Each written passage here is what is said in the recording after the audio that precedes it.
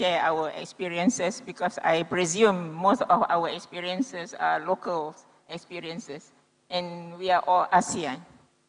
In response to earlier in the talk that we should take advantage more of ASEAN learning from each other. Okay, without further ado, I would like to check with the audience to get some feedback because I'm going to discuss issue related to cancer. Any of you had friends, colleagues, neighbors, families with cancer? Yes. Can we have the hand higher? We were told by Candy yesterday we need to exercise to maintain our bone mass. Okay, thank you. So, can I have the slide, please?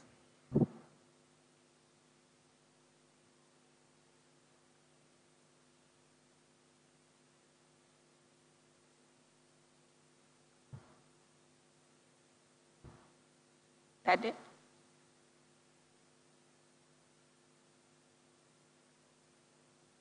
Okay. Yeah. Ada Dr. Masud? There is one. One there. Look here. Sorry? You Oh, okay. Yeah. Okay, sorry. I was looking there. So this is actually a team effort. I want to mention to you that the experience of our experience Persatuan Cancer can work. It is an NGO, and I'm going to look at the perspective of nation building. This is what we were requested.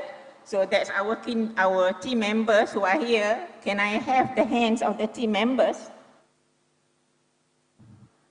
Yeah, so these are team members and also can work volunteers because we are basically NGOs that operate purely with volunteers. So from the perspective of nation building, what I'm going to focus today is from the lenses of nation building. We are talking about healthy, happy citizens.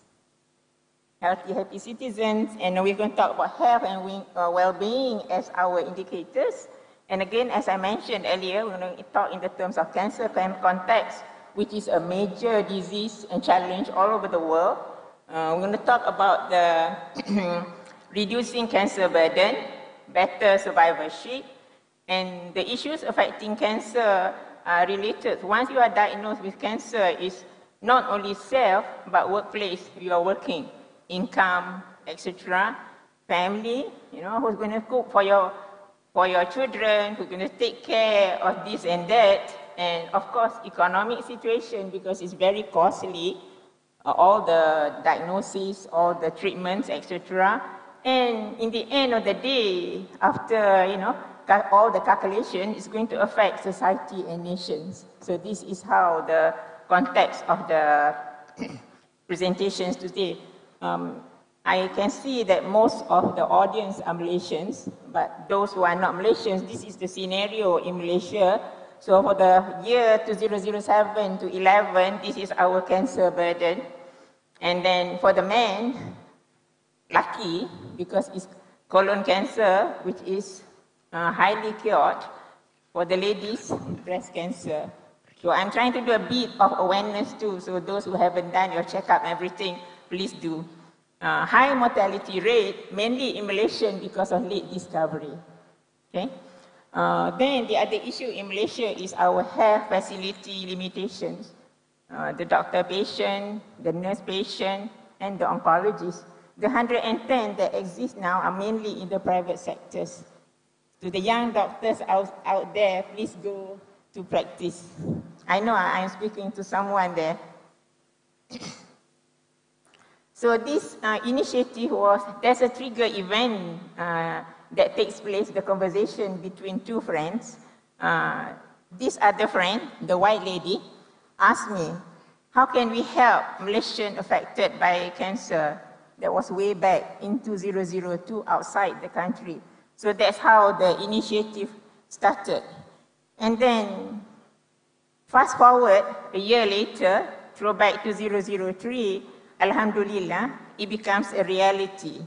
So you have the first slide at the corner there, the signing of MOU between those partners which involved from the beginning, the universities, the government, and then the NGOs. And then the later part, the other slide shows 2 years later, how some of the products come and more players comes into picture. From then on, another offspring of the initiative was the birth of Persatuan Cancer Network, which we call Can Work. Inshallah, can work. So that's why people ask me why can work. Inshallah, can work. We have nothing but inshallah with the passion and the mission and the goal can work. So it was a registered NGO into 005.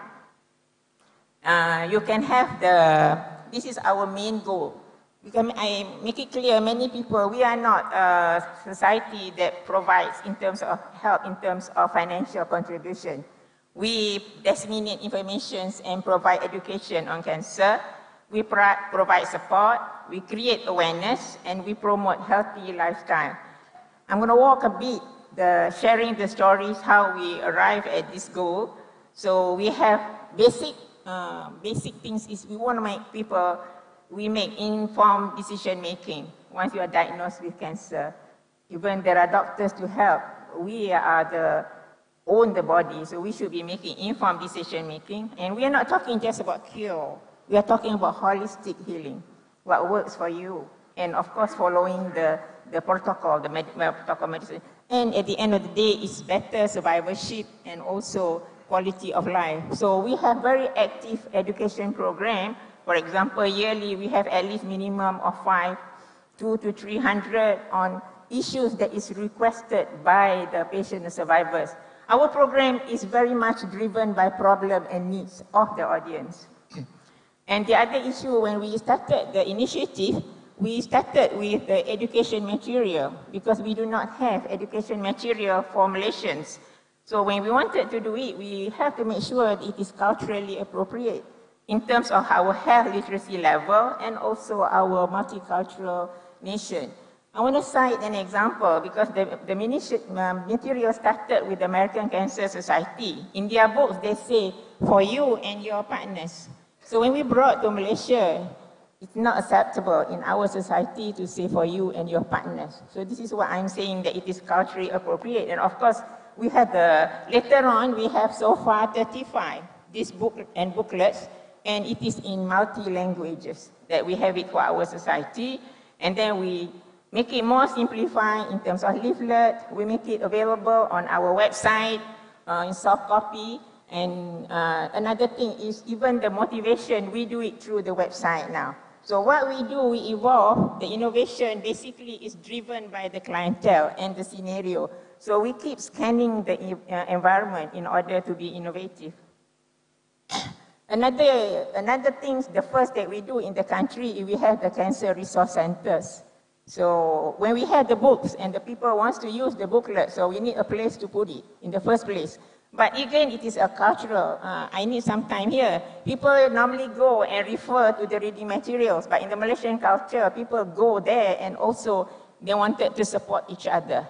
So the first center that was opened up was at Putrajaya Hospital, the first picture on the right, on your right. And then we have at UPM Cancer Resource Center. And we have all this later on, other hospitals requested. So now we're talking about inclusiveness. So University Malaya have another one at PPUM, and then in the East Coast, HUSM, and then HUKM.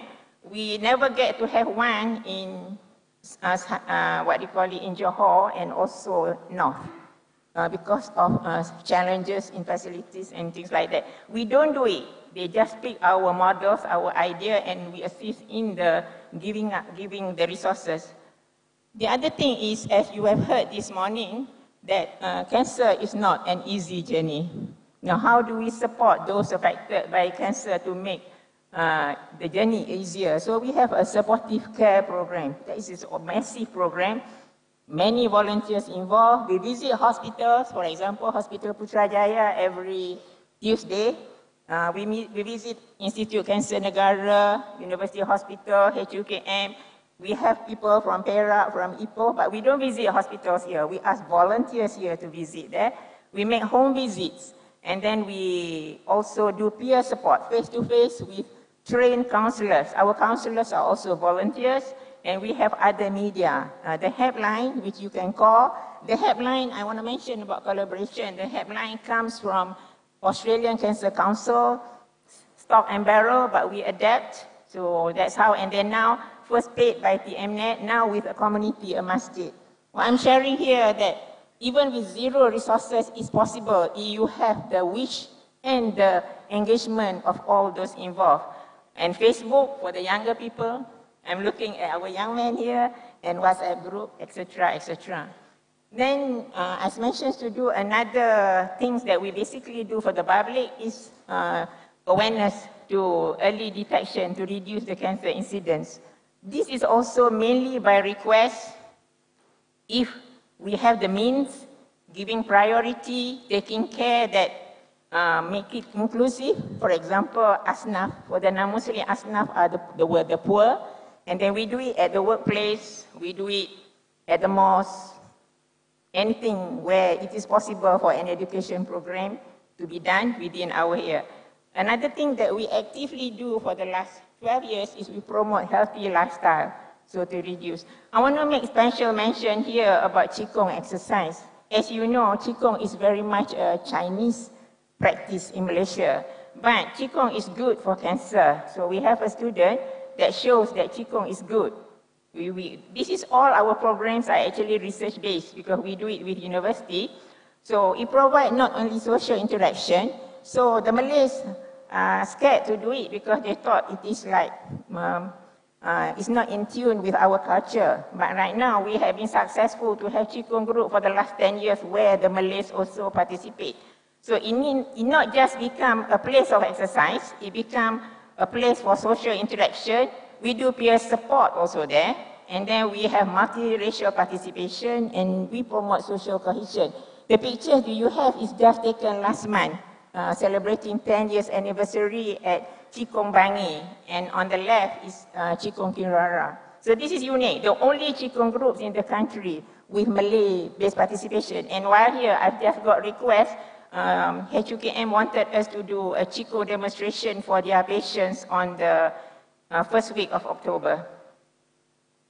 Again, our backbones is the volunteers. I know there are many volunteers here. Again, I like people to exercise. Can we have the Can Work volunteers here?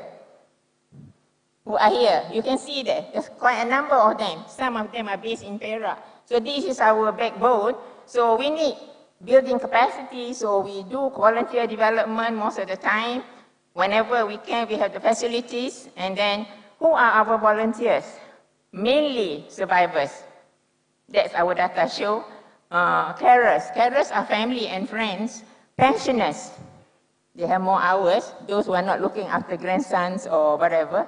And then students. We have students too. Even though we are not rich in number, in quantity, but we are blessed with quality because they are committed and they are value-driven, investment for afterlife, etc., etc. So, it can be like what we call in Bahasa Malaysia SS, a program that is short sendiri. We thought it is nice.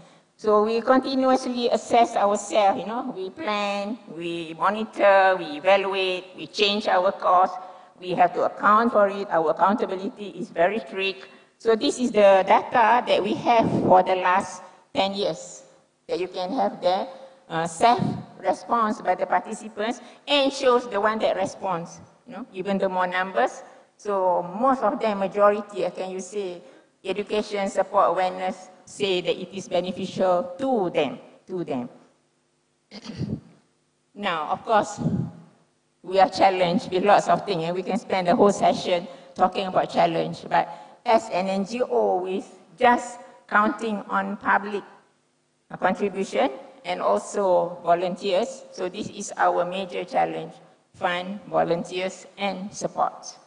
So, any of you here wish to contribute, you're welcome.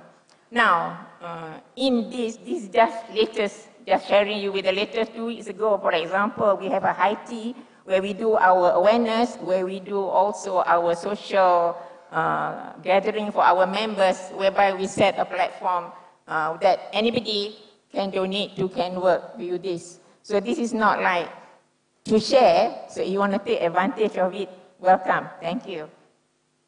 So what model? So maybe as an academician, people ask me, what model do you utilize? So this is what we have been using, adapting, changing, what we call it collaborative engagement model. So that's, we are involved with the private sector.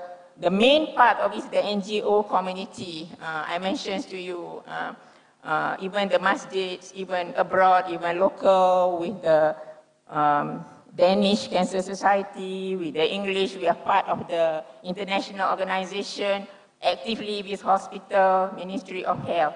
And most of these are what you call it broad-based stakeholders. And we are engaged continuously, changing direction when there is feedback.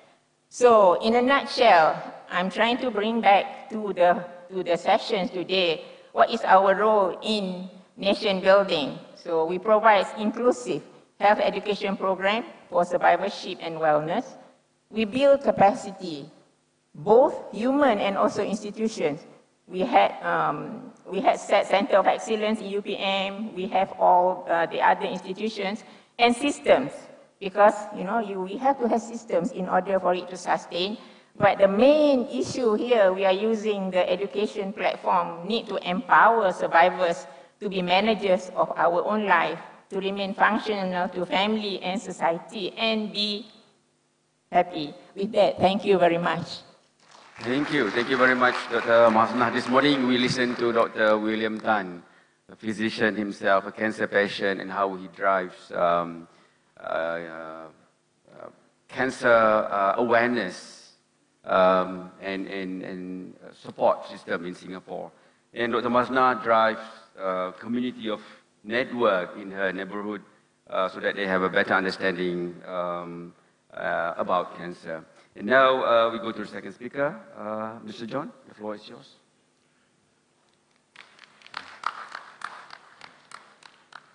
Good morning, everybody. It seems like I am only one farmer here. So I'm a farmer in Thailand. What I'm doing now is I found a Pan Learning Center and Seed Saving Center. That's what we are doing now. Why we need to do seed saving? Why we need to do learning center? Learning center is about learn how to be self-reliant.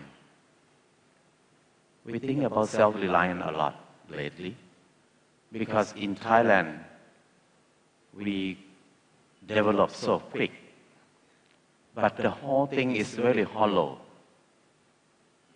We have iPhone, we have airplane, we have cars, we have many things.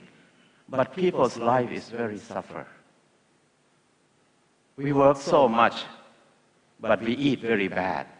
We have a broken families. Who are we working for? We get sick a lot of diabetes, a lot of cancer, a lot of blood pressure.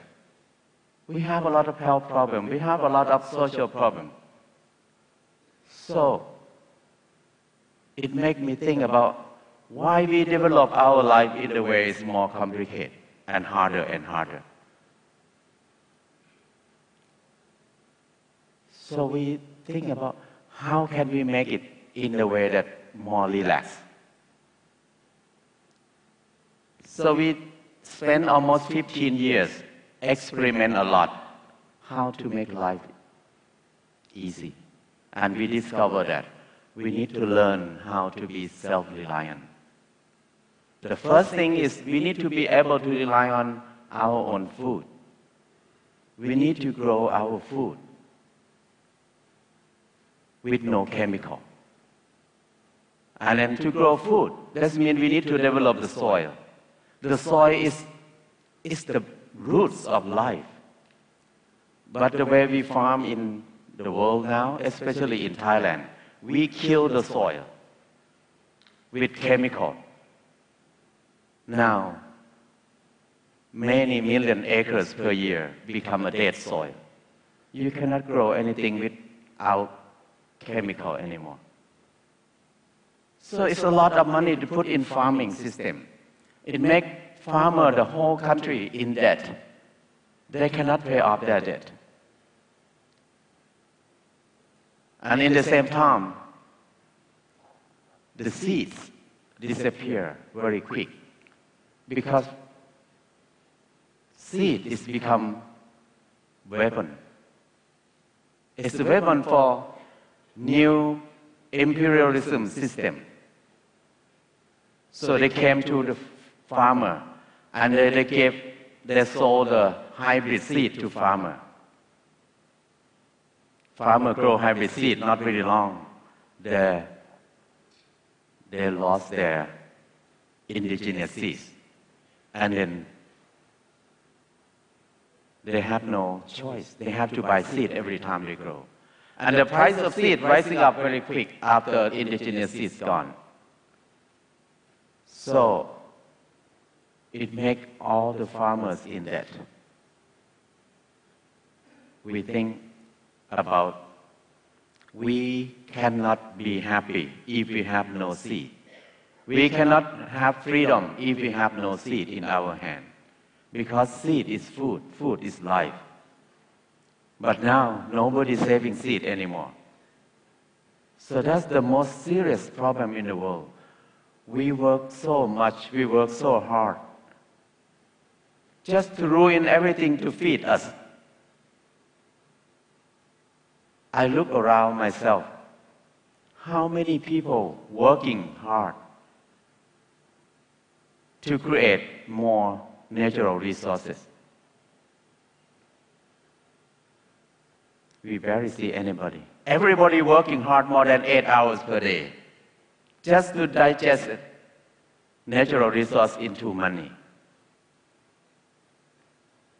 But the number of natural resources is very limited.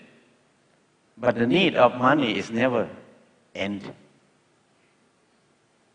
So make me think about how long can we live on this earth if we keep developing the nation in this way. So in Thailand, we are lucky.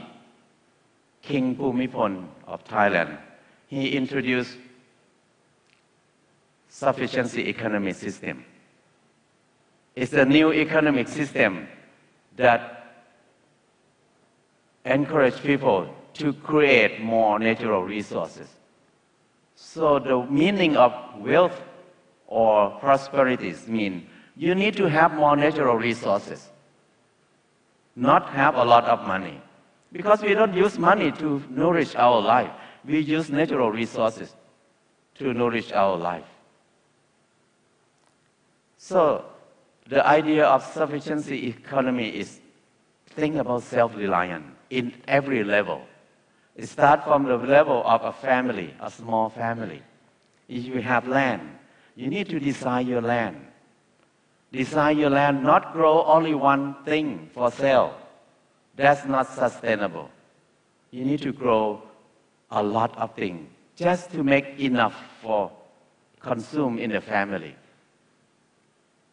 So we need to have garden, we need to have fish pond, and then we have fruit trees, and we have forest. That's the design that we were trained to do. And then we have income every day from the garden and from the pond. We have income every season from fruit trees. And the tree is like a pension when we're getting old. We rely on trees. So if we live in this way, we have the sustainable way of living. It never ends. The natural grow up all the time if we know how to take care of the nature. But the way we work now, we take as much as we can from nature. We don't let nature to grow anymore. So we learn how to be self-reliant, how to use the natural resource in a way that it never finishes. So we learn a lot how to grow, decrease investment, increase yield with no chemical. With this technique, we grow a lot of food. with less amount of money to invest. But many people don't believe it is possible. But it's one thing that we have been working on it for 14 years. And then we discovered that it's easy. It's very simple.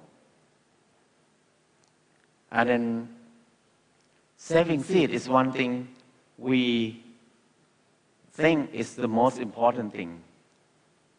Because now we have less and less food in our hand.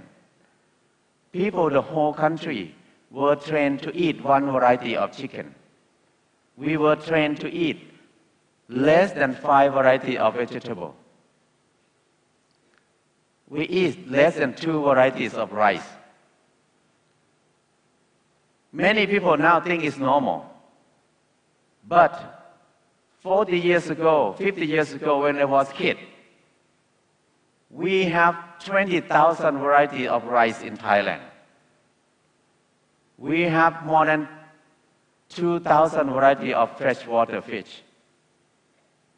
We have a lot of different kinds of chickens. We have more than 10,000 varieties of vegetables in every region in Thailand. But now, we can see 5 varieties of chicken in the market. City people eat the same thing over and over. Some people just eat pizza and hamburger all their life. That's considered poor to us. Even if you have a lot of money, have a lot of material, a lot of cars, but we eat very bad. So, we working hard for who?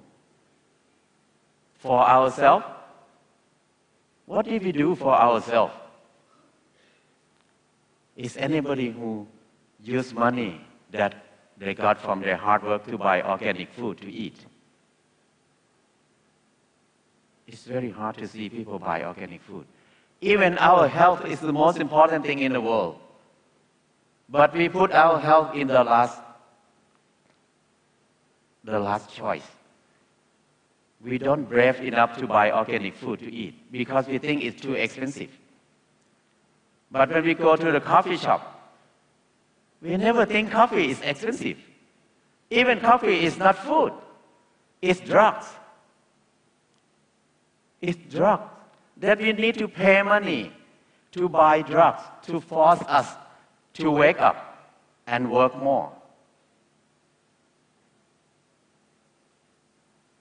So, we ignore our most important thing in our life.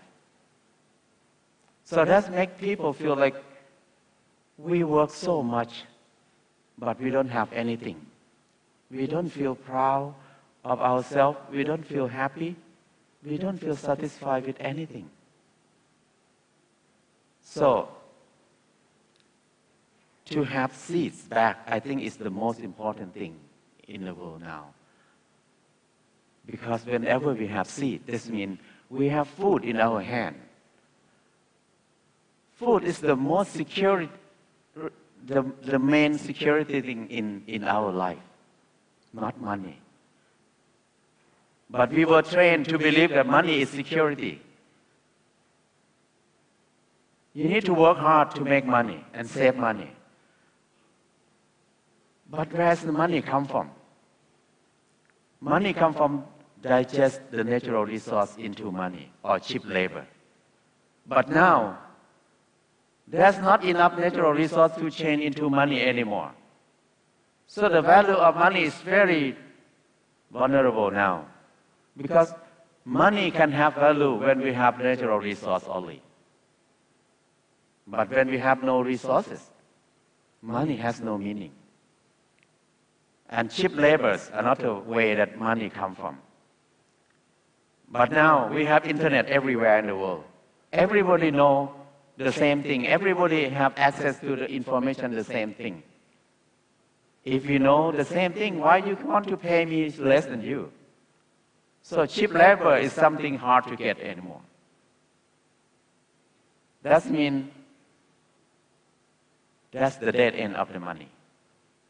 So we can see like money cannot grow big anymore. We have so much money in the world now, but the more money we will have less natural resources. So the way we do now is instead of saving money, we don't save money, but we save natural resource. We did not refuse money. We work for money. We make money. We use money. But we use money as a tool, like a hoe, like a knife. But we don't think money is security. So whenever we got money, we buy land. Whenever we got land, we develop the soil. No burning, no chemical, no taking away. Just only 3 things. The soil will be fertile. They grow well. Whenever we put the seed in the soil, they grow very well. And then we start to save different variety of food, of seed in the soil. Underground, we have a lot of roots, yam, taro. Above the ground, we have a lot of grass, vegetable, trees. On the trees, we have a lot of fruit. We have wood to build a house. We have herbal plant. This is the real security in our life. Whatever happened on this earth, we are okay. Economic collapse, the war happened. Many people maybe go stand in the queue waiting for help to get food. We don't need to go because we have food at our farm. This is security. If somebody come and rob us, they maybe take our chicken away. They maybe take our vegetable away. But nobody knows where's the roots hiding, where the yam hiding. It's underground. That's security. When we're getting old, many people start to worry, who's going to take care of us? But if we have natural resource in our hand, our kids never go away, except we transfer our property to them. So the kids will be around us all the time because we have food, we have trees. That's the resources. We have good shade. We have a good family. So that's what we are thinking about, security. This is what we think about prosperity or wealth. Wealth is mean we have natural resource to feed us. Not have money, only money. We use money, but we don't think money is security. Because money is so unstable now. Why we need to save money? This is the way we think. So now our main job is develop the soil, develop the water, preserve biodiversity, and then build up our communities. We need to be together, and then we can be happy. So far, we feel very happy with it. 14 years after we start this project, we feel like everybody's happy. We don't have much money, but we have a chance to travel overseas every year. So, because we have some income, but we have less expense. The main expense in our life is food, house, clothes. But if we help ourselves in this basic thing, we have more and more income. So, the way we live now, we ruin everything. We work hard, just ruin everything. We ruin the soil, we ruin the water. Now we need to buy bottle of water to drink. This is the indicator of the biggest crisis in the world. But nobody thinks that to buy drinking water is crisis. We have more water than soil on this earth. Why we need to buy water? We learn so much. We have so many universities. We learn to what? We learn what? Learn to ruin the natural resources. But we never learn to build it, to create it more. So whenever we see the bottle of water, I feel very sad about that. We buy the bottle, but they give water for free. because the cost of the water is more expensive than the cost of the water. In our life, we spend a lot of money for something that we don't need like this, like a shampoo, soap, something like that. The bottle of shampoo is more expensive than the cost of the shampoo. Okay, John. Yeah. I think we'll come back to you, Okay. and then we go to second, and then we. Thank you. Yeah. Okay. Thank you. Thank you very much. So, John has taken us on the journey towards self-reliance and how that has led to him finding happiness. And I think Dr. Saiful is going to talk about indexing the happiness that.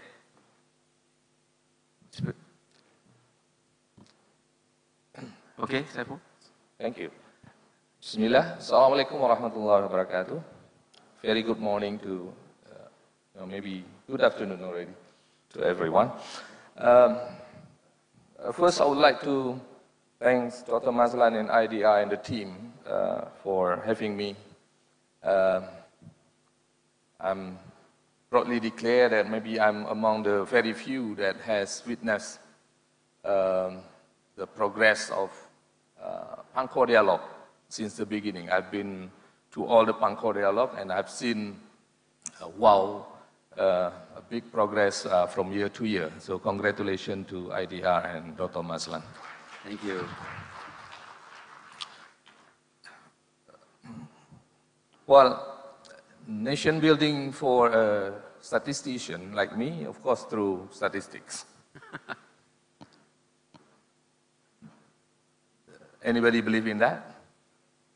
Nah, nobody believe in statistics can do nation building. Well, I can relate to what Dr. Masna's explaining about the cancer and John talking about the importance of wheat and natural food for us. And I think many studies already show that cancer caused by maybe the biggest problem that cause cancers are from the food that we consume. And statisticians can prove that. Many studies prove that. And but I'm not going to present about issues on health and natural resources this time. But we do have a lot of findings showing that stunting problems, for example, caused by, in Indonesia, in Aceh, caused by processed food. The malnutrition among kids, among under 5 age, for example, are caused by the processed food because people tend to consume more processed food than natural resource food, than nutritious food these days. But I will talk about nation building through equality and happiness because we have been hearing about happiness. I believe that, like Dr. Masna and John has been saying, that to build a nation is to build a happy citizen. And because I came from a war-torn conflict zone, Aceh was under war for like 30 years before the tsunami hit Aceh in 2004. I have this background, the theory of what caused the conflict. Yeah.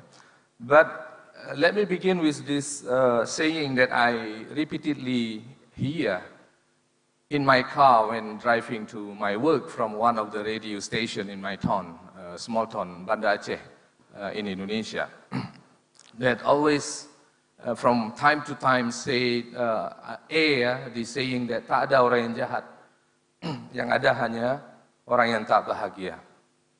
Yeah. So none is intentionally an evil person. But those we think an evil person may be just an an unhappy one. And that's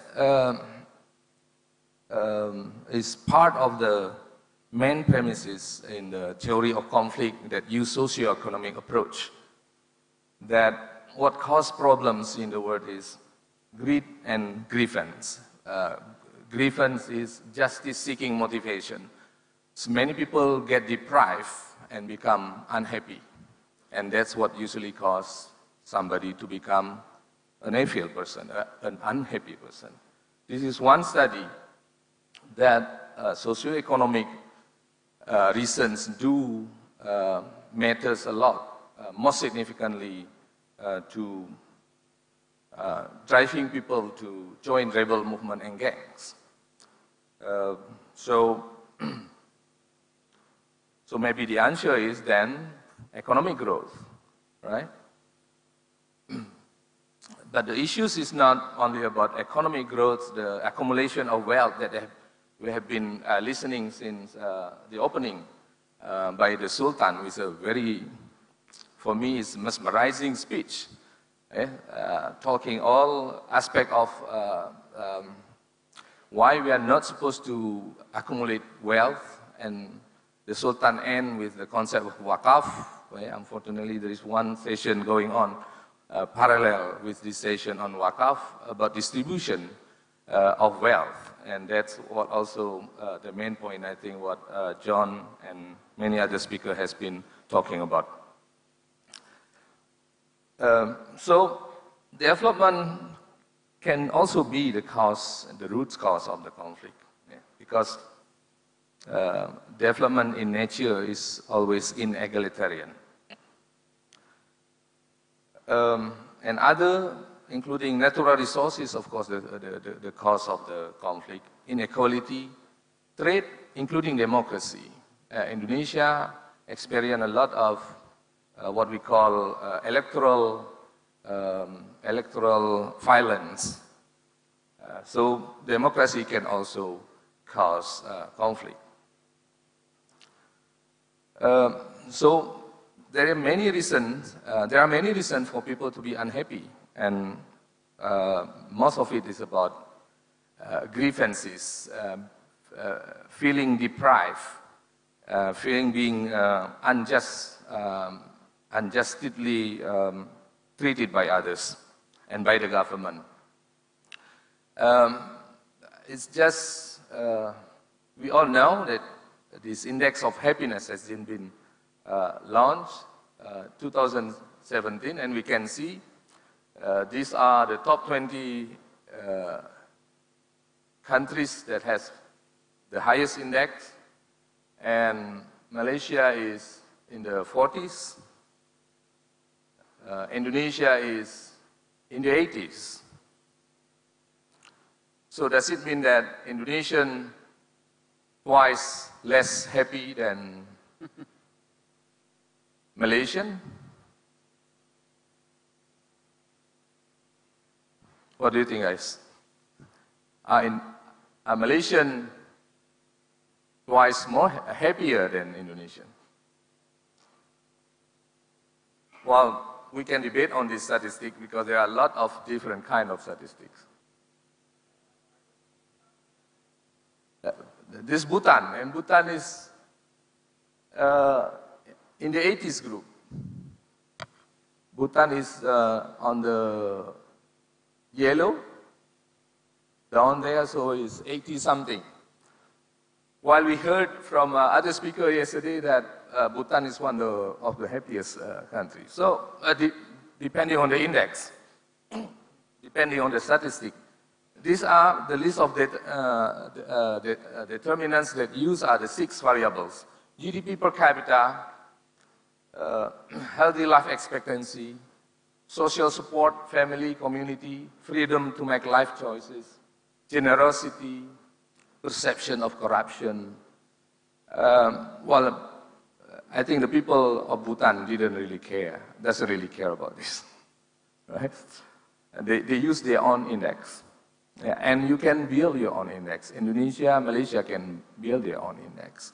I think that's the message. I mean, statistics is important to look at some cases, but it's not everything. Let me zoom into my hometown, my province, Aceh, Aceh lumbung sawit tapi miskin. Aceh is the main source of palm oil in Indonesia, but it's one of the poorest province, poorest state in Indonesia, the seventh from below. So the seventh poorest state in Indonesia.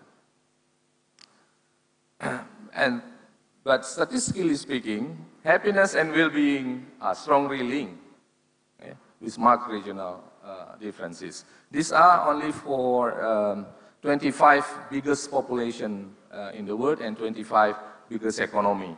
And for somehow Malaysia is not included, maybe because of the population number. And because some countries have both biggest population and biggest economy, like Indonesia is part of the G20. So it's only 35 countries being highlighted here. So there is a happiness and well-being is significantly. But what about this? This is just yesterday when we opened the Pangkor dialogue. This the news from yesterday. This one, the previous one is also actually one of my students, and is also one of my students writing Aceh miskin tapi bahagia. Aceh poor but happy. Why? Because this student is actually reacting to Indonesia National Happiness Index, which put Aceh, one of the poorest province in Indonesia, among the middle class of happiness index in Indonesia.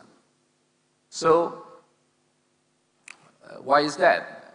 Maybe because we drink a lot of coffee. For those who have been to Aceh, you will know that Acehnese love to drink coffee. And if you see the happiest country in the world, those 20 countries are those countries that consume coffee the most in the world, per capita. So maybe that's why. Maybe that's why the Acehnese, although they are poor, they are happy because we drink coffee like 3 times a day, 4 times a day, 5 times a day. There is morning coffee, mid-afternoon coffee, midnight coffee, and coffee shop. And we are proud to be Banda Aceh is 1,000 coffee shop town, we call it. Right? Yeah, and this is just a recent study showing that drinking more coffee leads to a longer life, 2 studies says. This is by CNN. I'm sure this is not a hoax. So, I think from our previous Pangkor dialogue, we have seen many studies that shows economic growth is not a goal in itself, but only a means to improving well-being of a nation's populations.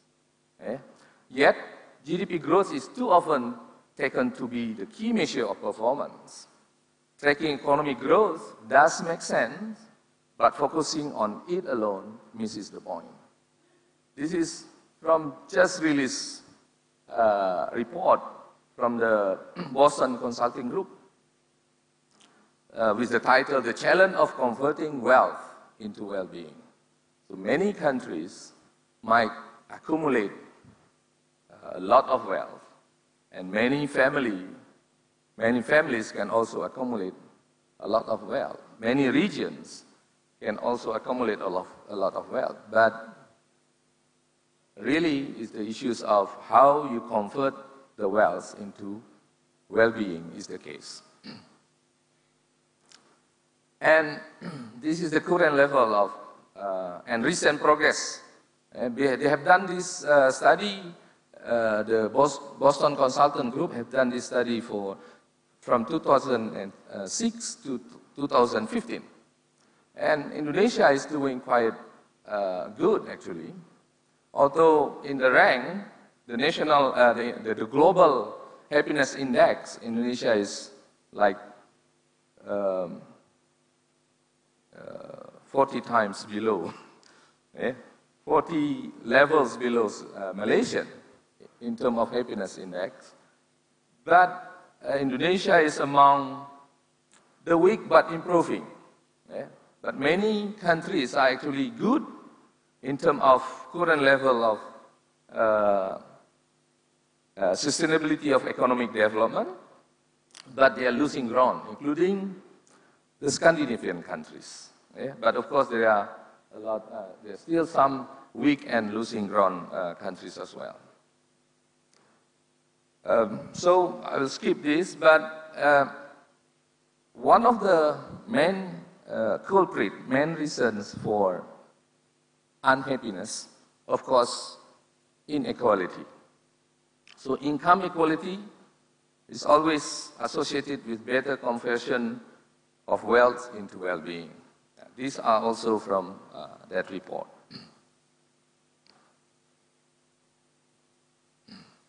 So I will skip this and to zoom in a bit to Indonesia. Unfortunately, I don't have all the sub-national level data of Malaysia, but we saw from previous Pangkor dialogue there is issues about Gini index that's increased in Malaysia as well, meaning there is a gap of an increasing inequality in economic in Malaysia. So unequal is always means unhappy. And these are the indicators that usually, because well-being is a function of many different factors, including society's inclusiveness, income equality. And these are the health issues, for example, that shows inequality in Asian countries. Malaysian indexes show much better performance than Indonesia in many cases. But in Indonesia, we are happy that our index, happiness index is increasing from 68 in 2014 to 70, more than 70 in 2017. Right? Which is a big increase because it was predicted we are going only to increase to 69.51. And this is the spread of happiness index in Indonesia. And Aceh is the northern tip of Sumatra among the happiest state, although it's poor.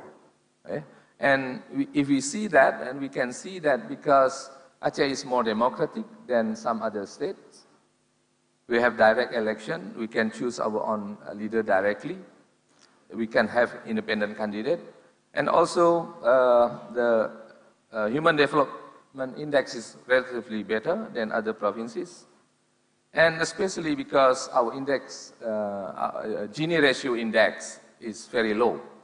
In Indonesia, it's only 4 provinces that has Gini ratio above 4 that show more inequality. And Aceh is among the lowest inequality in Indonesia. So maybe that's why we are among the happiest, although we are poor, because we are similarly poor in the region, because equality matters the most to make people happy. I will stop there. Thank you. All right, thank you very much, Dr. Saiful. So simpler life means happy. Having lots of coffee also will lead to happiness.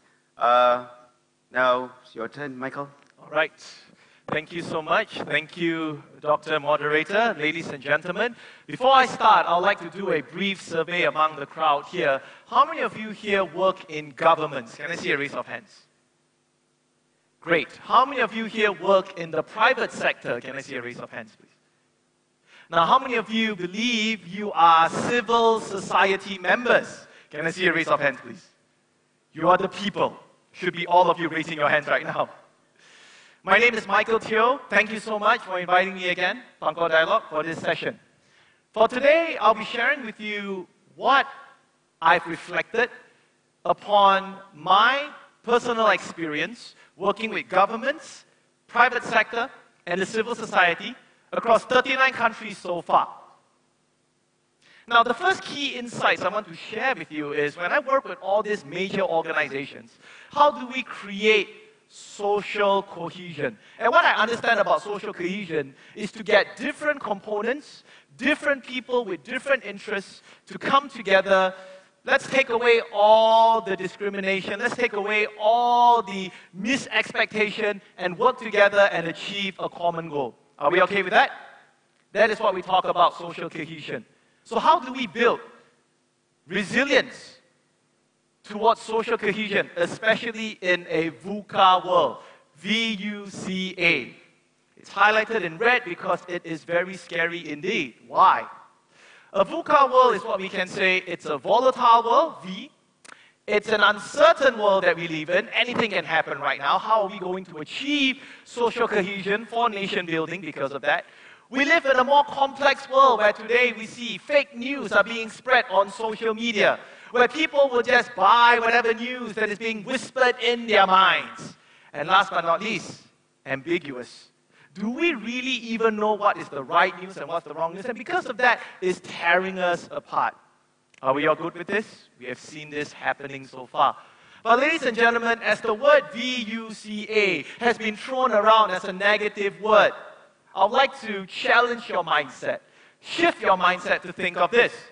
Why not V stands for vision, U stands for understanding, C stands for clarity, and A stands for adaptability. I believe once we view our world, the VUCA world, in this way, having the vision, the first foresight, to want to unite different communities, different people with different expectations, different interests and stakeholders to serve, for us to understand that uncertainty comes from our lack of understanding. So, educate, spread awareness, share the real message more to gain understanding.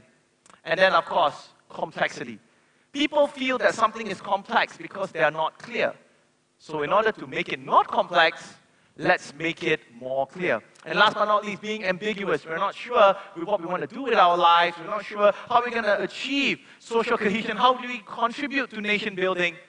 I want to challenge all of us here, ladies and gentlemen, to be adaptable, to embrace nation building. Now, first and foremost, please allow me 1 minute to introduce myself. As mentioned by Dr. MC, Dr. Masla, my name is Michael Teo. I'm the founder of Thriving Talents, and what I do is to go around the world and develop talents. This year, I was very honored to be recognized by Yang Amat Berhormat, our Prime Minister, to be one of the icons for Negaraku for some of the work that we have done in human capital development. Thank you. I have a very young team.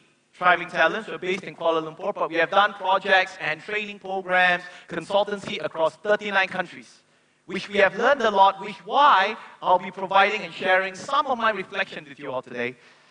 I've actually, as I've mentioned, gone to 39 countries, worked with government, businesses, NGOs, and civil society, and also have the great opportunities to learn from these many clients of ours, from the biggest brands in the world, right here in Malaysia to all the way all around the world. Now, with me sharing this, ladies and gentlemen, as we have provided training and consulting and observing how they come together, government, businesses, and civil society, to create social cohesion, I'm not here to impress you.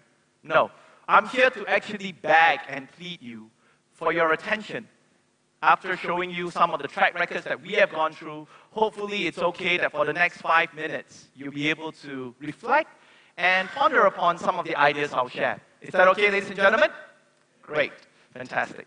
First and foremost, I believe the champions of social cohesion towards nation building has 3 important players.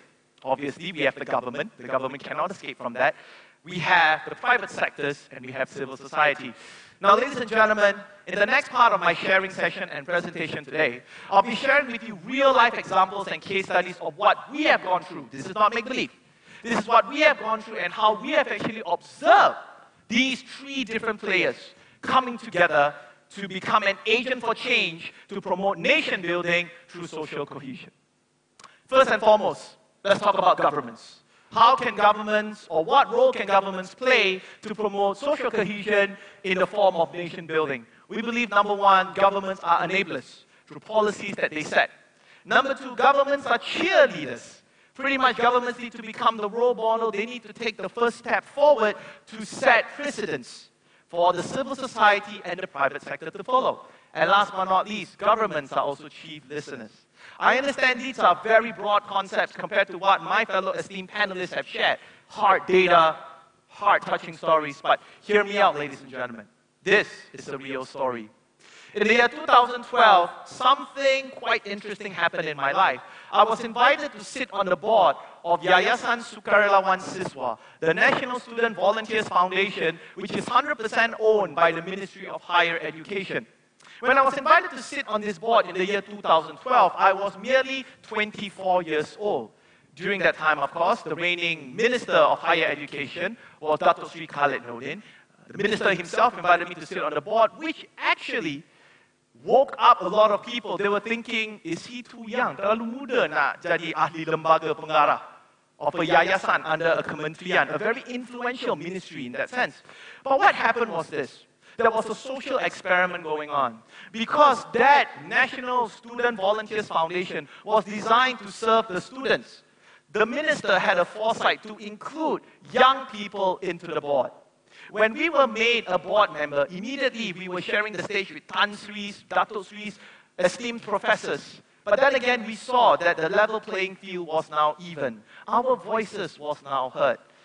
I would like to give credit to the Ministry of Higher Education, because ever since that day, 2012, God bless, God willing, I have been in this board ever since until this year, having served 3 different higher education ministers. This is a very powerful model, an example of what I would say. Government needs to be enablers through policy. The policy of allowing younger people to sit on boards to actually gauge and get opinions of the young. Governments need to be cheerleaders, a recognition given for my other young board members to be in the board with all our other seniors and mentors to give back towards nation building. And most importantly, governments, most importantly, need to be chief listeners, listening to our views. So for all our government officers, good job to you. Let's talk about the private sector. The private sector here, we believe they have 3 main roles they have to play. Leadership as role models, company values, and internal and external activities. How do private sectors, for those of you here who are in private sector, how do you be part of nation building through social cohesion? It's not about just supporting a government campaign, but it's internalizing the importance of why we need to unite social cohesion for nation building. I believe first and foremost, leadership needs to take a leading role. Leaders need to have diversity in your board membership. Leaders need to acknowledge the different contributions of your skilled labor force, either from SPM, SDPM, diploma, degree, master's, PhD. Recognize all of them. Acknowledge them for the contributions they have done to your company. Secondly, company values. If private sector were to really play a huge role in social cohesion towards nation building, it's very important that we, as private sector leaders, reflect that on our company values. We believe in teamwork. We believe in no discrimination. We believe that everyone is equal. And we believe in merit. And last but not least, internal and external activities. How is this reflected? Because Thriving Talents, we work with many Fortune 500 companies across 39 countries so far. We have seen how companies internalize nation building through social cohesion. Number 1, easily done, team building projects. We could do team building projects that foster teamwork and collaboration with people across departments, people across different layers. I do not care even if you are the CEO. When you come to my workshop, you may be the janitor. Role play, don't worry. But that's what we want to do. We want to get people to develop empathy towards each other's job. And also, private sector, taking the lead in leadership, diversity in leadership. I need to give credit to a real company, Microsoft, where in the year 2015, they appointed me as one of their global advisors to advise them all the way in Microsoft HQ in Seattle on their Microsoft Global Youth Spark Initiative, which is their youth initiative. Why is this important? When I was put into the board of a huge Fortune 100 company as a global advisor, it did not only, number one, help me with my CV, of course, but more so, it also inspired my other colleagues in private sectors in Malaysia, in corporate Malaysia, to believe that despite them coming from a younger age, they are able to play a strategic role as well to assist their company forward. Last but not least, civil society. How can we play a role as civil society? I believe we need to become inspired followers. From all the messages and the cheerleading that governments have been doing, to the leadership and core values that private sectors have set to embrace social cohesion, we need to allow ourselves to be inspired. And how do we allow ourselves to be inspired? Look at the message, unity is important, social cohesion is important. How do we live it? How do we embody and embrace it? Enlightened doers. I believe once we become followers, once we are inspired, we will be enlightened, we will be motivated to become doers, to practice teamwork, to practice non-discrimination acts in the things that we do towards social cohesion. Last but not least, the easiest thing we can do is to become encouragers. We can encourage our peers, our family members. A very easy example that I'd like to share, which is very deep to my heart. I was a young boy. I was 6 years old, and I had a chance to go to Kelantan. And when I was in Kelantan during that time, me being a young boy from Penang, quite naive, I was there and I saw when I went to a school over there, and they were reading bacaan doa before they makan. But during that time, mohon maaf ya, I was very young, I was naive. So during that time, I nampak macam seorang sedang baca doa and whatnot. I was whispering to my friend, asking him what was going on. Immediately, my father during that time, immediately he smacked my back and say, pay your respect.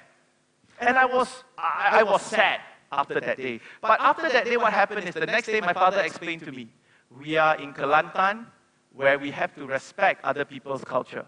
I don't mean to smack you, but it's very rude to be whispering, even though you were whispering, sharing at that time. So I believe that was a powerful lesson for me and an example of how we all can be encouragers as well by really identifying certain things like that and then correcting whatever actions that we show. Now, just to wrap up, the three main stakeholders or players in social cohesion, promoting social cohesion towards nation building: government, civil society, and the private sector.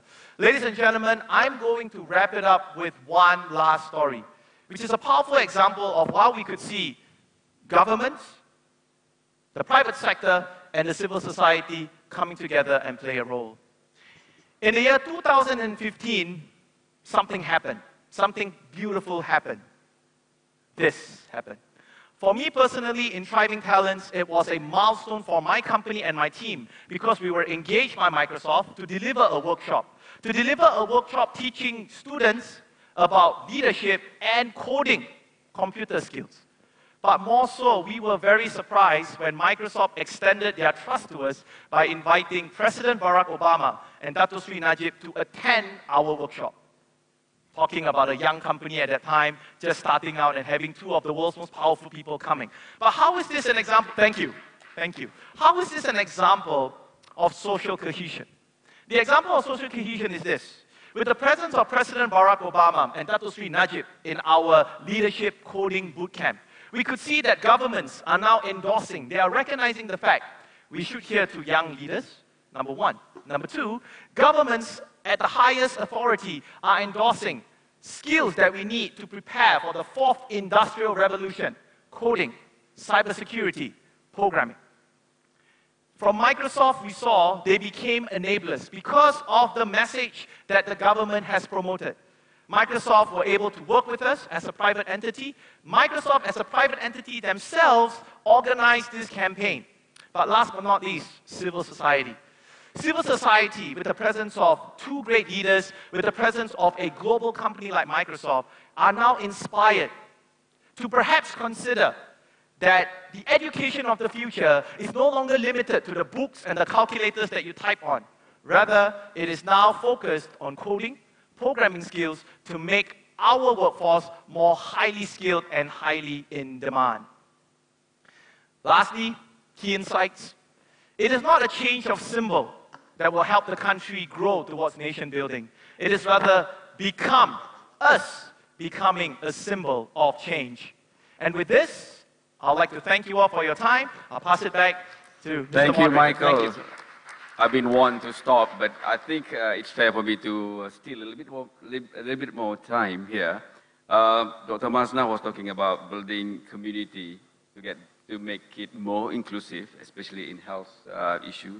And John was advocating for a lifestyle that is simpler, so that it will lead towards happiness, while Dr. Saiful gave us the macro scenarios of where countries are with respect to happiness, and Michael was driving the youth voice in nation building. Now, but that understanding of our understanding of nation building is still as it has always been. But tell me, what is the country with the biggest population in the world? China is 1.3 billion. Next is India.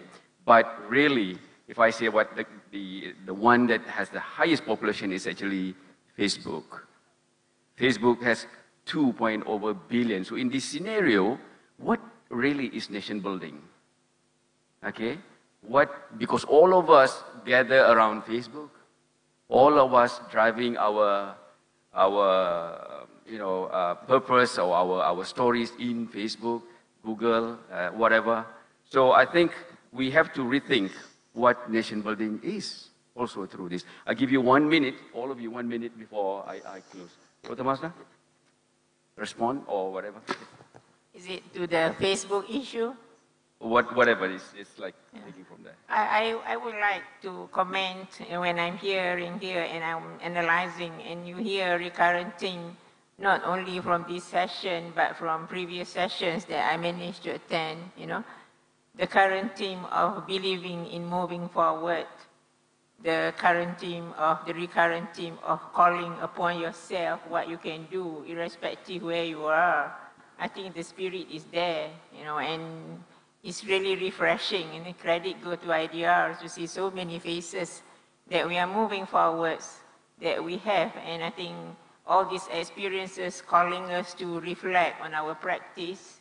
Sean is advanced of the reflective practitioner, looking not only from the economic, looking from the happiness index. AUPM, we also work on the spirituality index, because many of us are the 40s or the 50s, whereby it's not only moving forward in this world, because we are only on temporary time, but moving forward in the afterworld. So happiness in this world and the afterworld is a holistic approach, and I really enjoy it. I hope it is meaningful to me as to the rest. Thank you. All right, thank you. And John? I think for right now, the world changed so fast. We need to prepare to adjust ourselves a lot to be happy. If not, we will leave out. So for right now, the most important thing is come back to ourselves. Think about ourselves more, because our life is very short. What do we need in the short period of time that we have left on this earth? So if we give time to us, we can have time to contemplate deeply what do we need, and then we will know what do we need, and we can be happy. Dr. Saiful, 1 minute for you.